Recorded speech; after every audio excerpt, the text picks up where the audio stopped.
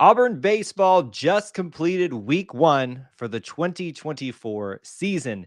So let's take a look back at the weekend series, talk about what we just saw in the midweek game, and of course, look ahead to the next weekend series.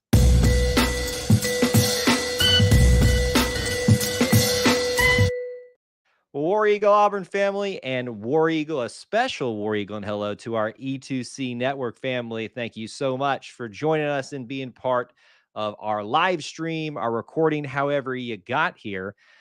We appreciate you being here and hanging out with us, checking out some Auburn baseball content with us. We encourage you to subscribe, to follow however you got here in those different formats and platforms, and of course, liking and sharing this content. Audio or otherwise, which we'll talk about in just a second, is much appreciated. We've got a different format that we're going to do for all of you for Auburn baseball content and post-game streams this season. We're going to do this in a two-part show for at least a trial period to see how it goes off, see how everybody likes it. For you live streamers, I know that this will be a little bit of an adjustment, but you'll understand why in a little bit. So you guys saddle up, sit in and enjoy the show for the first part, and we're going to interact with you in just a little bit. Speaking of, that's the two-part function of the show. First part of the show is going to be what you need to know from Auburn Baseball Week 1, where we're going to be doing just some informational stuff for those people that want the gist of what they need to know about what happened in Week 1 of Auburn Baseball and get out of here. But those of you that love the interaction, the comments, that's coming up. Q&A, comments, all of that will be answered on the back half of the show, so stay tuned for that. We're going to do this every Tuesday night, whether there's a midweek game on Tuesday and Wednesday or just Tuesday, just because it's going to work for my schedule. And it'll be live. There will be replays, obviously, you can watch. And, of course, you can listen to the audio later in the week. And we're doing this on a trial basis. Look, I know it may not work out exactly how I plan, or you guys might not like the way that we do this. But we're going to give it a shot. It's always a way to kind of try new things out and see how it works. So we'll see how it goes here. So with that being said, as you guys on the live stream are getting geared up, saying hello, however you'd like to do that, and getting comments and questions geared up, we'll address those on the back end. Let's get into right now our Week 1 roundup of Auburn Baseball 2024. We're going to look back at the weekend series with Eastern Kentucky. We're also going to talk about what we just witnessed with the UAB midweek game, now resulting in Auburn being 4-1 at the time, 4-0, undefeated at the time of this recording. And then we're going to look ahead to the Jax College Baseball Classic, an inaugural event that Auburn's going to be a part of. So let's start off by looking back. 3-game series with the Eastern Kentucky Colonels. The Tigers in Game 1 win 17-6, run rule in 7 innings. In Game 2, win 6-1, and they also win the third one, sweeping the series for the first time since 2021 by the score of 9-1 in that final game, which got us started off to that 3-0 record, now 4-0 after this UAB game. Your best players that you want to take a note of from this past weekend, I'm going to give you a pitcher and a batter in each of these parts of this segment. Cooper Weiss is a name you're going to need to know. He is a graduate transfer coming in, and has already made quite the name for himself. Played in all 3 games on the weekend, batted .500, slugged .700, and was on base .615 was his on base percentage. 5 for 10.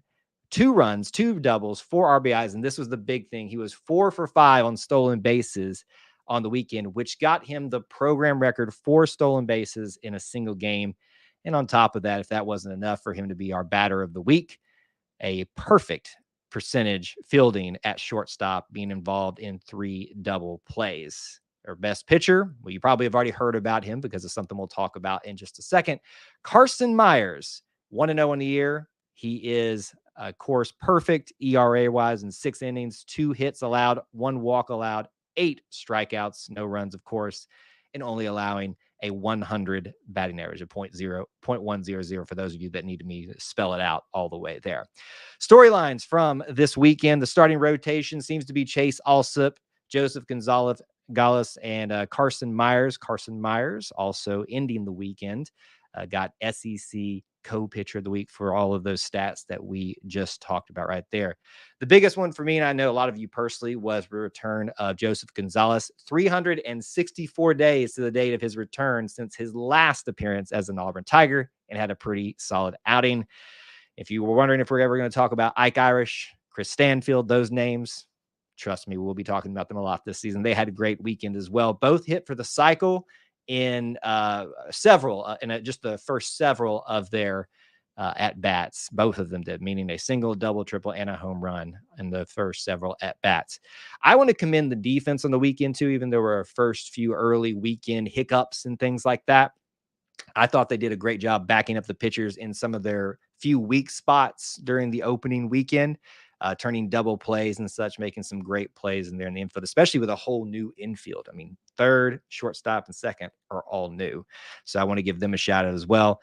Auburn ended the weekend, and because of how they performed, we're going to talk about Baseball America rankings, because that seems to be what Auburn Baseball is going to recognize. Number 20 as a result of how they performed there. And I'm sure it'll continue to be affected by what we're going to talk about now. What just happened? We just got done watching the UAB game. If you watched, listened, however it was, the Tigers win at Plainsman Park, 7-2. Starter tonight was Connor McBride. Several other pitchers came in his stead in a platoon fashion. Murphy, Graves, Tilley, Bauman, and Watts. The lineup was a little bit shuffled based off of how the series went with EKU. He saw some people move up and down. Obviously, Cooper Weiss, with his great performance, moved up, which is great to see. Auburn was the beneficiary of a lot of walks tonight. In fact, I would say that it was kind of flip-flopped, how at one point UAB had more hits than Auburn actually had, and still Auburn was beating them by a significant margin. So very wild night for UAB on the mound. But I got to give a little credit, because I thought Ike Irish obviously is the best batter on the night, just because he had one of his great nights where he hit a blast out to dead center. But he had one taken away by, his name was Latimer of UAB in right field, stealing a few hits from Auburn, making great plays out there. Javon Hernandez still has no hits, one of our new players, but he got his first 2 RBIs off of walks tonight. So even though he's not batting well at the moment, and why he moved further down the lineup, he did get 2 RBIs and is still finding ways to contribute. A few other storylines from today. First midweek game, we'll see how the rest of those go throughout the rest of the year. Sometimes that can be a little bit of a slip-up pattern here and there in Auburn's past. Casey Dunn, the head coach of UAB, former Auburn Tiger, returns to Plainsman Park once again. Good to see him again.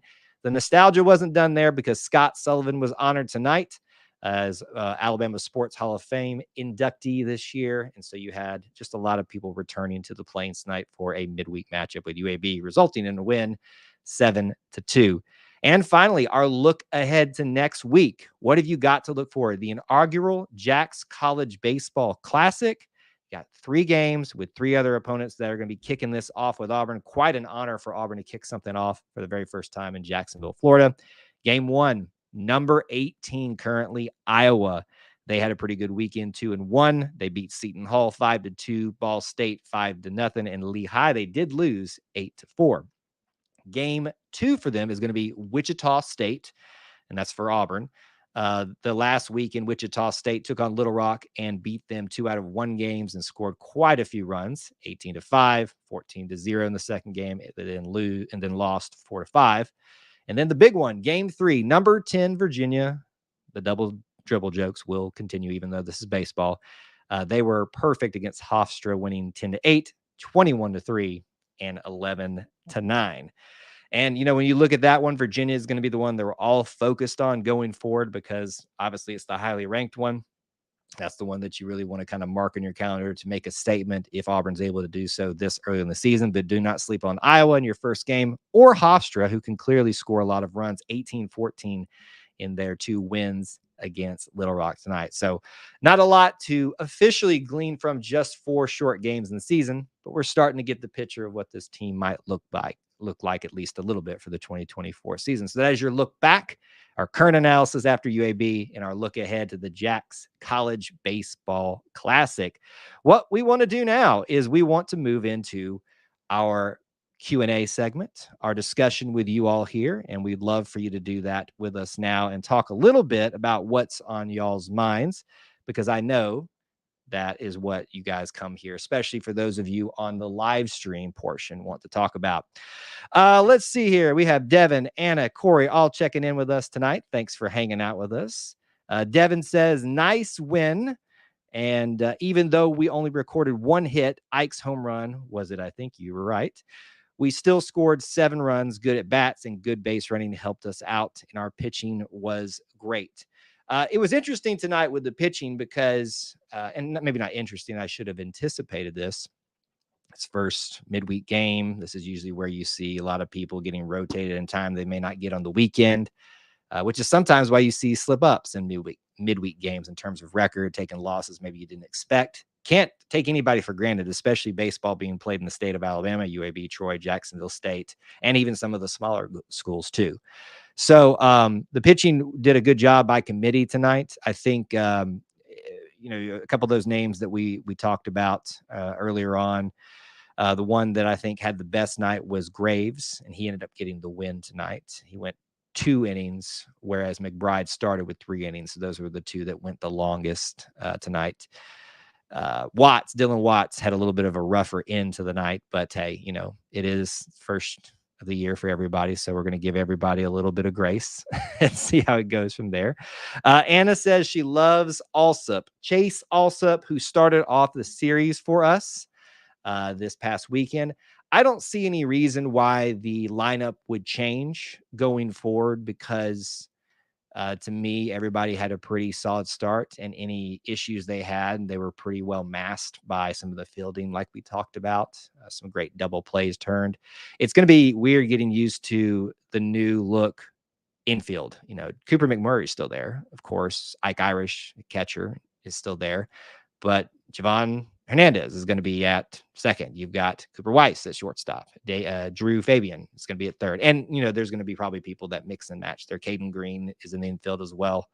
So we'll see how that maybe changes or doesn't change. Corey says that Ike needs to slow down. He's still got to play in the pros. I think Ike Irish has one speed, and that is full blast. That man does not care. And they talked a little bit about it in the broadcast tonight.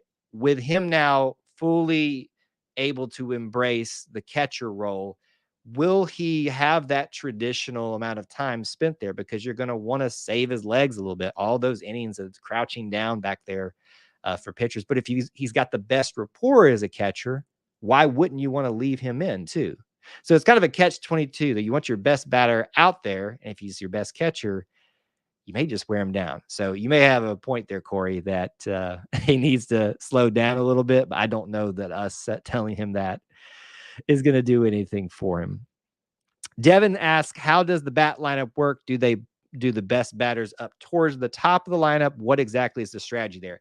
It can vary game to game and really what the coach thinks is best for the team. But yes, your first 3 batters are usually your best. You typically have a big power guy who may not be your most, I think efficient is a fair statement, batter, but he's a guy that has a high likelihood of blasting one out or, hitting a deep ball, a deep double or something like that to bring in some runs.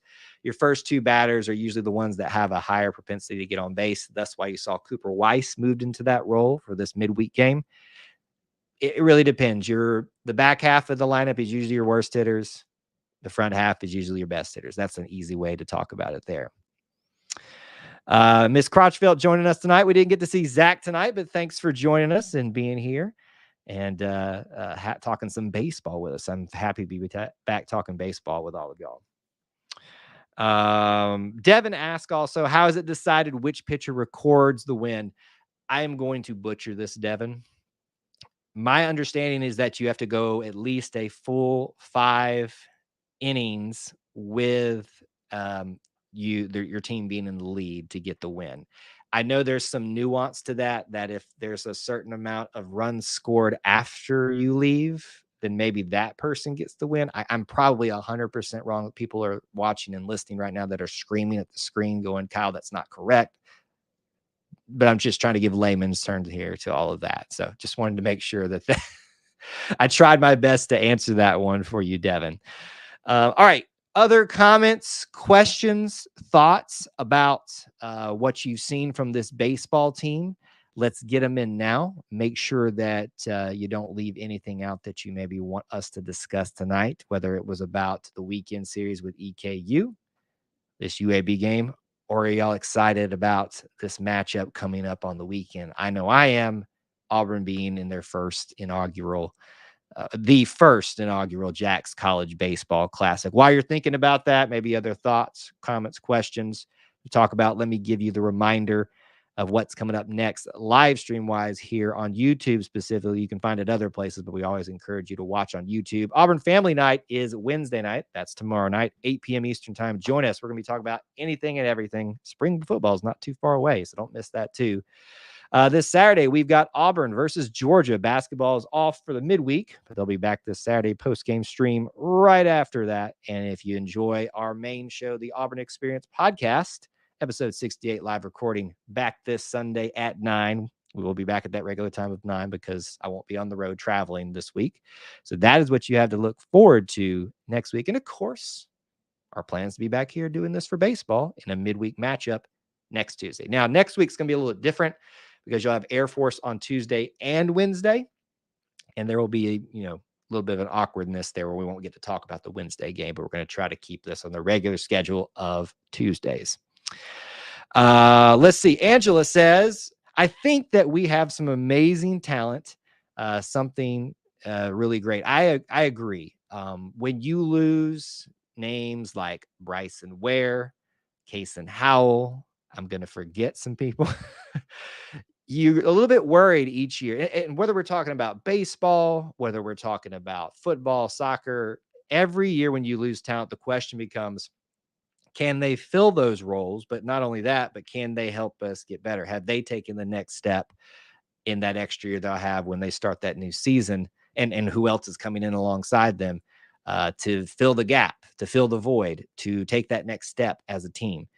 But what I've been impressed by is not only, if you look at recruiting rankings for baseball, there's not many of them out there, but there are some. You'll find some really good opinions about Auburn's recruiting class, but their transfer class too. I mean, look at Cooper Weiss right now.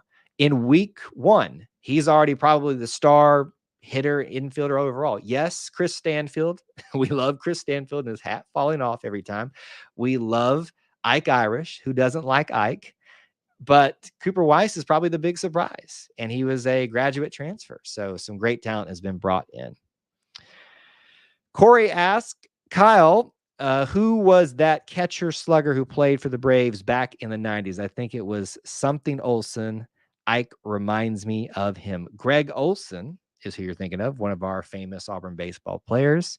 I do not have a lot of recollection about Greg Olson's playing time. I am old, but I'm not super old, so that's a bet when I was young. But I know the stories of Greg Olson, and I'm going to take your word for it, Corey, that he reminds me of. Ike Irish, though, seems to just remind me of just a special player who has one speed, and that is full blast. And I love watching him play the game. Angela says, I still think it's ridiculous. Some games aren't going to be televised. In this day and age, yes, you would think that every sporting event basically could be televised. But you got to have people that are willing to be the commentators, to run the cameras and stuff. I'm not sure if the College Baseball Classic is going to be on TV or not. I would assume no, since it's an inaugural event. They probably want to see if this event is worth going to first off. You're going to have a great cast of characters there. You got Auburn, number 10 Virginia, Wichita State, number 18 Iowa is going to be there too. So it's a good representation, not just of rankings and stuff like that. Auburn currently being ranked 20 in Baseball America, but it's also a good representation of the rest of America. You've got 2 from the Midwest, Iowa and Wichita State, Virginia, which is, yes, the South, but up in the Northeast. And then you got Auburn, which covers the Southeastern Conference. So you would think that would be worthy of drawing in a big opportunity to have these on TV. But even if those are on TV and some aren't, they're just sometimes not the matchups worthy of being on there to run the ads and things like that. So one day we will. Hey, look, there was a day where you struggled to get one game from the series on TV. These days, especially in SEC play, they're basically all on there in some form or fashion. SEC Network Plus is a big thing there. So I think we have covered the gist of it, folks. Week 1 in the books. Excited. Obviously, plenty more to talk about. Auburn is 4-0, sweeping Eastern Kentucky. Of course, taking down UAB tonight, 7-2. And we have got this college baseball classic that I am super excited about. I appreciate you guys joining us tonight, dealing with the new format and having patience with me as we kind of work through that. And as always, please give us feedback if you like this or not. And for those of you that may listen to this on the audio podcast, because we're going to try to put it out for you too, let us know if you like this format too. As always, thank you for continuing to be part of the best little family within the Auburn family. And that is us here at E2C Network, made up by you fine folks. And we really appreciate you being here, being part of our little family within the Auburn family. Until we talk to you again. War Eagle.